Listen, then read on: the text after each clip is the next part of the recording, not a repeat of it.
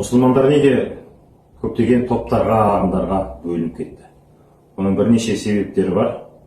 Бірінші себеп, әрине, Құран және ардақты пайғамбарымыз саллаллаху алейхи вассаламның хадистері тек қана бір мағынада ғана түсінуге емес, бірнеше мағынаға түсінуге ыңғайлы болып келді. Осы себептен адамдар, ғалымдардың өзі әртүрлі пікірге барды. Одан кейін кейбір ағымдар саяси мақсатта бөлінушілікке алып барды. Ең алғашқы фитнашы ағым харижиттер Хазірет Али радиаллаху анхуға қарсы шықты, күпірлікпен айыптады. Сөйтіп олар бөлініп шықты. Яғни Хазірет Али радиаллаху анхудың билігін мойындамады. Сондықтан жалпы бөлінушілік әрине бұл Құранда да, хадисте де бөлінушілікке тыйым салынған.